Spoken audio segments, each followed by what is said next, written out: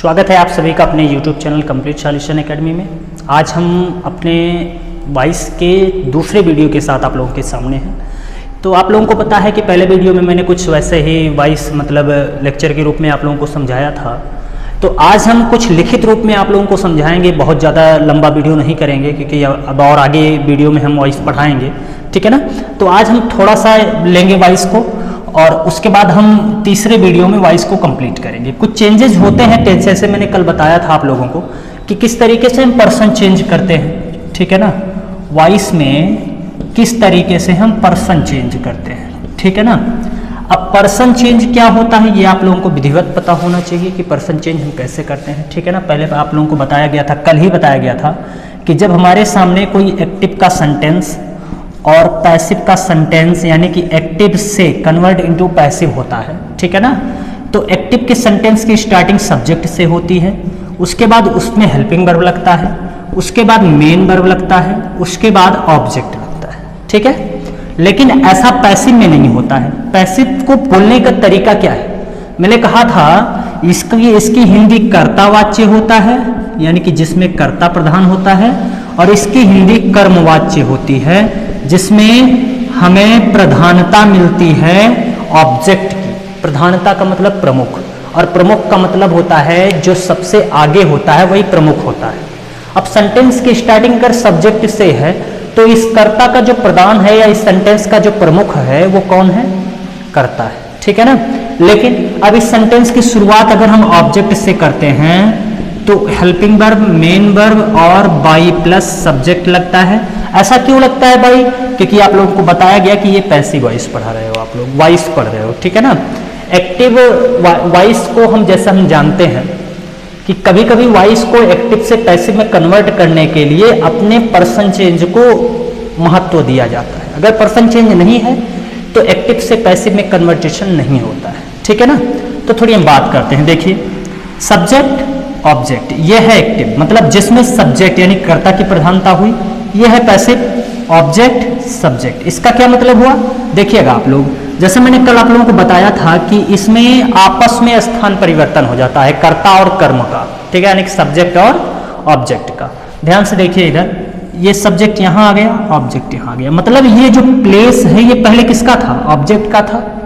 ये जो प्लेस है ये पहले किसका था, सब्जेक्ट का था, ठीक है ना। अब ध्यान से देखिए, ये सब्जेक्ट उठकर यहाँ चला गया पैसिव में और ये ऑब्जेक्ट उठकर यहाँ चला आया पैसिव में, ठीक है ना।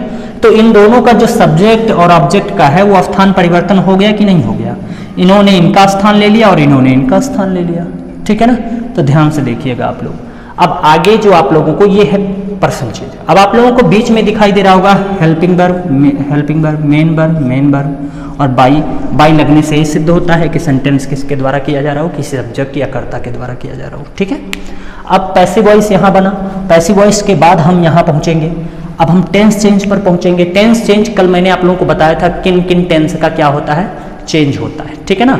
12 टेंस में 8 ऐसे टेंस होते हैं जिनमें पैसिव वॉइस चेंजेस होते हैं, ठीक है। अब पैसिव वॉइस चेंजेस कौन कौन से टेंस में होते हैं कल मैंने बताया था, present indefinite, present continuous, present perfect, past indefinite, past continuous, past perfect, future indefinite and future perfect. ये 8 टेंस है, ठीक है। 8 टेंस को हम बाकायदे समझ लेते हैं, उसके बाद हम आगे बढ़ते हैं, ठीक है ना। पहले देख लेते हैं टेंस चेंज में हम। देखिए फटाफट आप लोग अगर चाहो तो नोट कर सकते हो, ठीक है ना। तो देखिए आप लोगों को पहले टेंस चेंज के बारे में बता देते हैं। मैं थोड़ा फार्ट में लिखूंगा, आप लोग समझ जाना। प्रेजेंट इंडेफिनिट का जो टेंस है, ठीक है ना, उसको चेंज करेंगे। जैसे इसकी हेल्पिंग वर्ब क्या होती है, डू और डज होती है, हेल्पिंग वर्ब की बात करूं तो, ठीक है। और इसमें जो अफर्मेटिव सेंटेंस होगा, अफर्मेटिव का जो सेंटेंस होगा उसमें आता है कि फर्स्ट फॉर्म यानी कि फर्स्ट पर्सन के साथ, फर्स्ट पर्सन के साथ यस या यस मिलता है, और अदर पर्सन के साथ जैसे कि एक वचन द्विवचन होता है, ठीक है ना। फर्स्ट पर्सन या फर्स्ट फॉर्म, सेकंड फॉर्म जो भी होंगे, आप लोगों को पता है कि मैंने आप लोगों को बताया था कि I we you they first person, ठीक है ना, आई वी फर्स्ट पर्सन, और उसके बाद you second person, third person, यानी कि बहुवचन एक वचन, सिंगुलर एंड प्लूरल। तो सिंगुलर जो सब्जेक्ट हैं, यहाँ पर हम एक नाम और दे देते हैं, जितने सिंगुलर सब्जेक्ट हैं उनके साथ लगने वाला यस या यस होता है, लेकिन जो प्लूरल सब्जेक्ट होंगे उनके साथ यस या यस ना लगकर केवल यस या यस ना लगकर केवल वर्ब की फर्स्ट फॉर्म लिखी जाती है, और इसमें वर्ब की फर्स्ट फॉर्म के साथ यस या ईएस होता है। ठीक है ना, ये हो गया प्रेजेंट इंडेफिनिट। अब इनके चेंज की मैं बात करूं तो इनका चेंज होता है प्रेजेंट कंटिन्यूअस के हेल्पिंग वर्ब के साथ, यानी कि इज, एम, आर के साथ। विस्तार में है, थोड़ा आप लोग फटाफट देखते चलिए। अब प्रेजेंट कंटिन्यूअस का आता है, यानी कि इज, एम, आर का अगर एक्टिव वॉइस सेंटेंस है तो इसका चेंज होगा इज, एम, आर, बीइंग। ठीक है ना, इज, एम, आर, बीइंग। देखो is being, are, am being और आर बीइंग, इन सब के साथ इज, एम, आर सब के साथ बीइंग लग जाएगा जब हम प्रेजेंट कंटिन्यूअस के टेंस को बदलेंगे। ठीक है ना। तीसरा टेंस कौन होगा? तीसरा टेंस होगा प्रेजेंट परफेक्ट। प्रेजेंट परफेक्ट का मतलब होता है हैज और हैव। हैज और हैव को कन्वर्ट करेंगे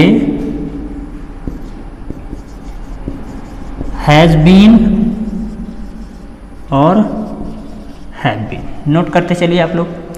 अब अगर चौथा टेंस आता है, तो हम क्या करेंगे? देखिए चौथे टेंस में पास्ट इंडेफिनिट टेंस होता है।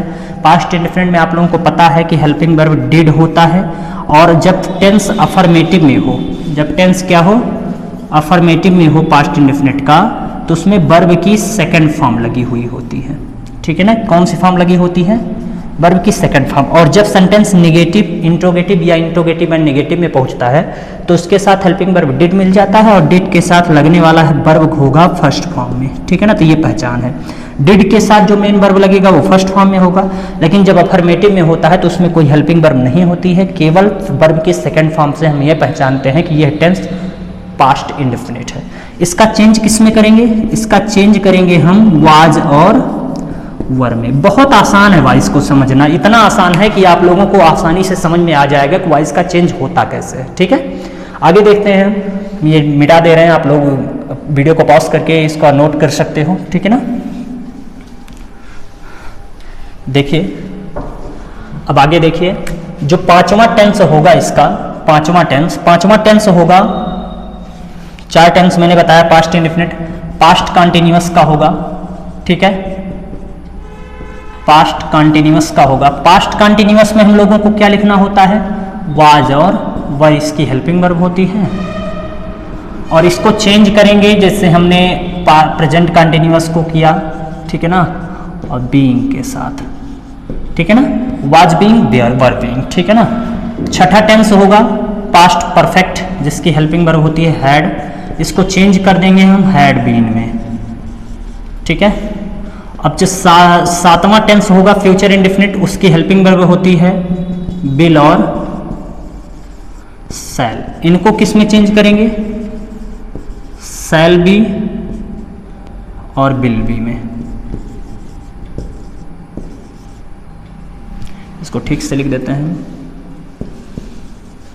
शैल और विल। ठीक है ना। जो आठवां टेंस होगा फ्यूचर परफेक्ट का, उसका क्या करेंगे हम? उसको हम शैल हैव होता है इसका हेल्पिंग वर्ब, शैल हैव और विल हैव। इसका चेंज किस में करेंगे? चेंज करेंगे शैल हैव बीन और विल हैव बीन में। ठीक है, विल हैव बीन में। ये आप लोगों के सामने 8 टेंस थे। ठीक है ना, 2, 3, 4, 5, 6, 7, 8, एक मैंने डिलीट किया। ठीक है ना। तो अगर 8 टेंस आप लोगों के साथ हैं, ठीक है ना, तो इन 8 टेंस का मैंने चेंज बता दिया। अब आप लोग एक चीज याद रखना कि जिस टेंस से जिस टेंस में हम चेंज कर रहे हैं, परिवर्तन कर रहे हैं। ठीक है ना, एक बार फिर से आप लोगों को बताते हैं कि जिस टेंस से हम जिस टेंस में चेंज कर रहे हैं, ठीक है ना, उस टेंस में क्या होता है कि जिस टेंस में हमारा एक्टिव सेंटेंस है उसका जो मेन वर्ब होगा वो टेंस के अकॉर्डिंग होगा। उसका जो मेन वर्ब होगा वो टेंस के अकॉर्डिंग होगा। अगर आप चाहो तो नोट कर सकते हो, मैं कैमरे से ऑफ हो गया हूं, तो आप लोग चाहो तो मैंने जैसे बताया, जैसे पास्ट कंटिन्यूअस का एक्टिव सेंटेंस है। अब आप लोगों को पता है कि पास्ट कंटिन्यूअस में जो हेल्पिंग वर्ब प्रयोग में आती है वो वाज और वर होती है, और जो मेन वर्ब प्रयोग में आती है वो वर्ब की फोर्थ फॉर्म होती है या वर्ब में आईएनजी फॉर्म होती है, ठीक है। लेकिन अगर मैं उसको चेंज करूंगा वाज वर और वर्ब बीइंग में, मतलब पैसिव वॉइस में, तो इसके साथ लगने वाला जो वर्ब होगा वो किस फॉर्म का होगा? थर्ड फॉर्म का होगा। वैसे ही सारे पैसिव वॉइस में जब हम कन्वर्ट करेंगे तो सबके मेन वर्ब वर्ब की थर्ड फॉर्म में होंगे, ठीक है ना। इस चीज को आप लोग बहुत अच्छे से ध्यान में रखो। अब आप लोग को एक चीज और समझना है कि जब पैसिव वॉइस को कन्वर्ट करने लगते हैं तो एक चीज की बहुत बड़ी जरूरत होती है, जो यह होती है कि हम किस तरीके से पैसिव वॉइस में पेशेंस रखते हैं। बहुत आसानी से वीडियो को समझते हैं, ठीक है ना। अब आप लोग अगर इस वीडियो को देखते हो तो आसान लग रहा होगा। मैं 100% श्योर हूं कि अगर आप लोग इस चेंजेस और पर्सन चेंज को आसानी से पढ़ लेते हो तो पैसिव वॉइस चुटकियों में सॉल्व करोगे, ठीक है। तो एक वीडियो आप लोगों के साथ मैं और लेकर आऊंगा जिसमें हम पूरी तरीके से आपके एक्सरसाइज पर वर्क करेंगे, ठीक है ना। अगर आप लोग एक्सरसाइज हमारे साथ करते हो तो मैं 100% श्योर हूं कि आप लोग एक और वीडियो में 100% पैसिव के लिए करेक्ट हो जाओगे, वो चाहे कॉम्पिटिटिव एग्जाम हो या फिर academic level exam. Thank you so much, thanks for watching.